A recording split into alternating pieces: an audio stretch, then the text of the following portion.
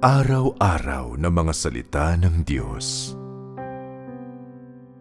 Maraming bagay ang inaasahan kong makamit ninyo. Ngunit, ang inyong mga kilos at lahat ng inyong pamumuhay ay hindi lubusang makasunod sa aking mga hinihingi. Kaya wala akong pagpipilian, kundi ang diretsahin kayo at ipaliwanag ang aking kalooban. Dahil mahina ang inyong pagkilala at ang inyong pagpapahalaga ay mahina rin, talagang halos wala kayong muwang sa aking disposisyon maging sa aking diwa. Kung kaya ito ay isang mahalagang bagay na kailangan kong ipagbigay alam agad sa inyo.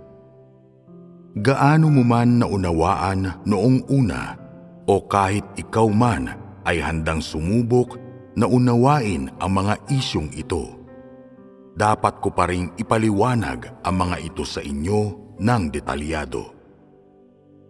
Ang mga isyong ito ay hindi lubusang iba sa inyo, ngunit tila hindi ninyo naiintindihan o hindi kayo pamilyar sa kahulugang nakapaloob sa mga ito.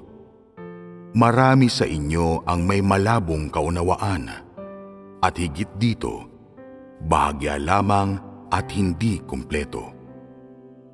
Upang matulungan kayong maisagawa ng mas mabuti ang katotohanan, iyon ay upang maisagawa ang aking mga salita. Iniisip kong ang mga isyong ito ang dapat ninyong malaman muna. Kung hindi, mananatiling malabo ang inyong pananampalataya, mapagpaimbabaw at puno ng mga patibong ng relihiyon. Kung hindi mo nauunawaan ang disposisyon ng Diyos, magiging imposible para sa iyo na gampanan ang gawain na dapat mong gawin para sa Kanya. Kung hindi mo alam ang diwa ng Diyos, magiging imposible para sa iyo na magpakita sa Kanya ng pagpipitagan at pagkatakot. Pero sa halip, tanging walang pakundangang pagwawalang bahala at paglihis, at bukod diyan, hindi na maiwawastong paglapastangan. Bagamat ang pag-intindi sa disposisyon ng Diyos ay tunay na mahalaga at ang pag-alam sa diwa ng Diyos ay hindi dapat maliitin, walang sino man ang kailanman ay lubusang nakapagsuri o nakapagsiyasat na sa mga isyong ito. Malinaw na binaliwala ninyong lahat ang mga kautosang administratibo na ipinahayag ko. Kung hindi ninyo naiintindihan ang disposisyon ng Diyos, madali ninyong malalabag ang Kanyang disposisyon. Ang ganitong paglabag ay katumbas ng pagpapagalit sa Diyos mismo, at ang katapusang bunga ng iyong kilos ay nagiging isang pagsalangsang laban sa mga kautosang administratibo.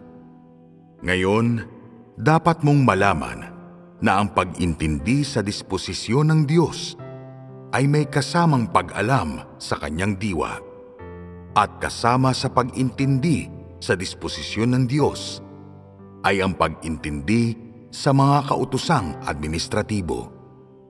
Sigurado, marami sa mga kautosang administratibo ay may kinalaman sa disposisyon ng Diyos, ngunit ang Kanyang disposisyon ay hindi pa naipapahayag sa kabuuan nito sa loob ng mga ito.